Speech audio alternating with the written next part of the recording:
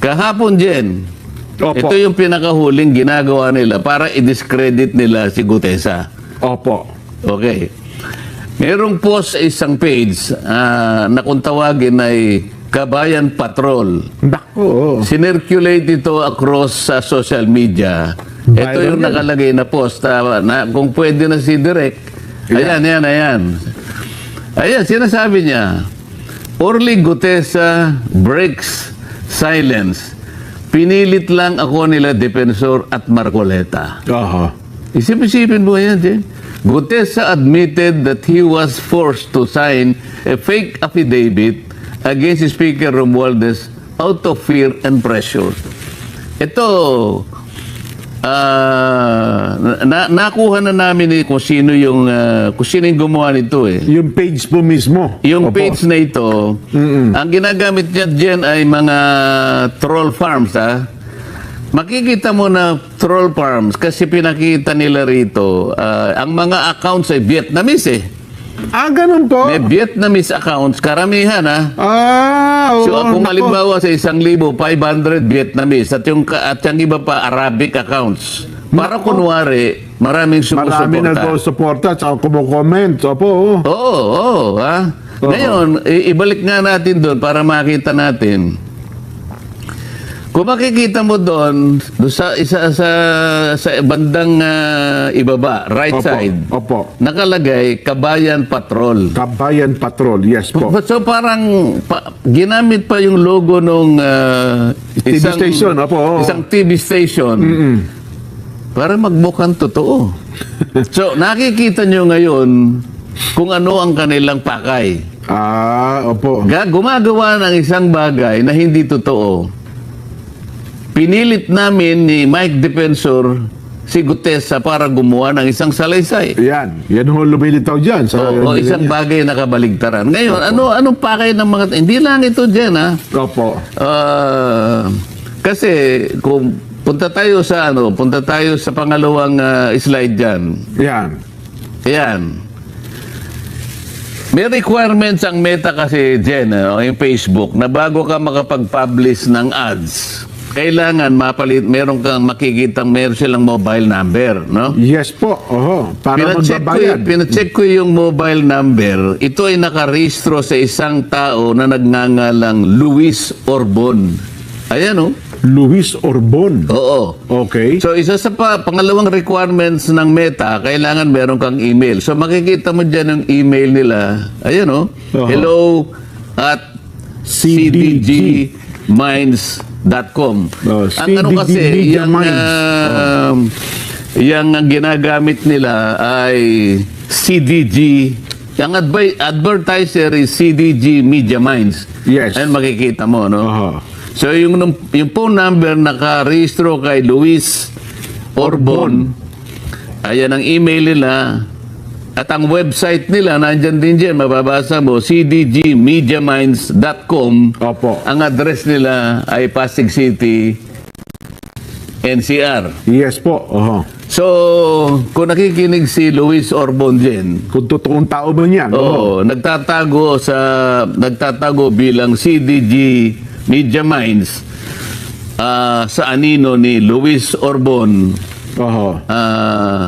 Huwag ka na magtago sapagkat alam mo, kilala kita. Ano mo ba? Kilala niyo ba?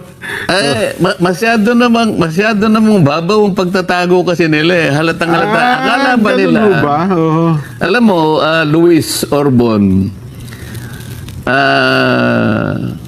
siguro maaring na-underestimate mo ko na hindi ko kayang suriin kung nasaan ka o kung sino ka. Oo nga. Makukuha kita eh. Maghintay ka lang. Oho. Kasi akala nyo hindi kayo marunong sa computer sen at saka hindi kayo marunong sa social media no? Hindi nga ako marunong pero may pamamaraan naman. Ayan, tama po kayo. May pamamaraan tayo dyan, di ba?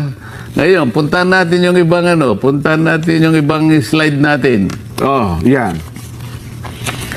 Ayan itong CDG Media Minds ay nag-handle ng 4 na pages sa Facebook yan. Bukod doon, meron pa sa iba. Kaya sila ang sabay-sabay na nag-launch ng fake news campaign Opo. at binuboost nila binabayaran nila laban kay Orly Gutesa. Ayan, makikita nyo yung isa-isa yan, ano? Oh. Yung number 1, ito yung Kabayan Patrol. Ayan, Opo. nakikita mo. Ang pangalawa, dapat alam mo. Sabi niya. Ayan, no? opo. Ayan, Dapat nakikita alam mo, nyo yung, opo. yung kanilang post. Ayan, no? Yung pangatlo, Balita on the go. Ayan. Ayan, opo. Yung pang-apat, Chiefs of Staff. Chiefs of Staff. Opo. So ito ay puro fake news campaign. Okay. Anong pakay ng mga taong bakit sila gagawa ng ganito?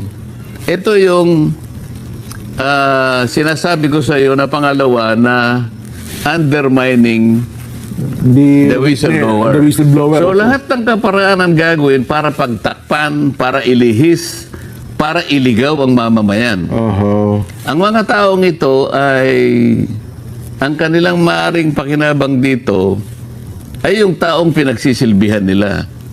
Siyempre, Po. kumikita sila dyan Oho. doon sa mga taong napagtatakpan ng kanilang paglilihis. Yung kanilang agenda. Opo. At para iligaw ang ating mga kababayan na maaaring maisip nga nila na ganun pala yun. Ganito pala yun. Oho. Kaya natin dinidiscuss dyan para malaman ng taong bayan na ito ay puro fake news na ginagawa nila para magtakip, para isalba, para proteksyonan ang mga nasa likod ng mga iniimbestigahan natin. At kung nanonood ba yun, nabasa man ito ni Gutesa, baka humina ang loob din, ho. Oo. Kasi puro, nasaan si Gutesa, nasaan si Orly. Pare-parehasan, ho. Ibang uri ng ads. Puntahan natin yung isa pang slide direct. Ayan, tingnan mo yan. Ha? Iba't ibang uri ng ads na puro paninira, iisang target. Si Marine Sergeant Gutesa at ako. Yan, ay may git na 10 ads yan din, ano? Ito ay ni-loans October magmula 24. no October 24 hanggang October 29. So talaga palang no? So, ito pa. Alam mo, ang kanilang ginagasta bawat araw, Opo. merong range from 500 pesos to 4,000 pesos. Ayun, oho. So, gagasta sila. Noong una, medyo nagtitipid Kasi 500 pesos lang. Ngayon, mga cheap naman itong mga ito manlilin lang ka lang, galingan mo na, di ba? Oo naman. Ngayon, siguro naisip nila, teka, baka kailangan nating pag-ibayuhin. Binubus So, na umaabot hanggang 4,000. Binubus nga sila. Opo. Ang tinatarget nilang audience hanggang 1 million. 1 million users or more. Oo. Yes po, oo. So, ang gastos nila sa loob ng isang buwan, umaabot ng between 20 to 30,000 pesos kasama yung boosting din. Oo. So, ano ang pakay nila? Oo. Manlin lang. Mailigaw ang taong bayan.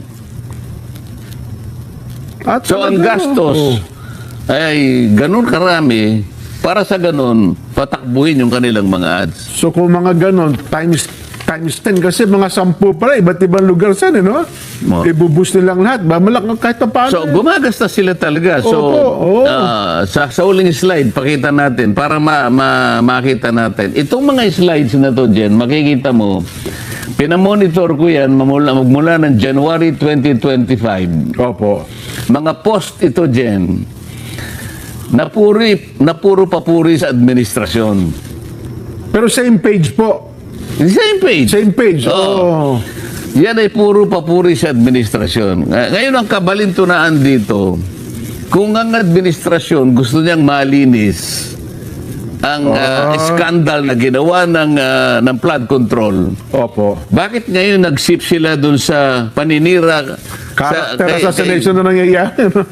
sa investigasyon na ginagamit namin para tukuyin natin sino ba talaga ang mga tao, malalaking tao na nasa likod ng mga pangyayaring ito. Opo. Kung maka-administrasyon kayo, bakit taliwas ang ginagawa nyo ngayon?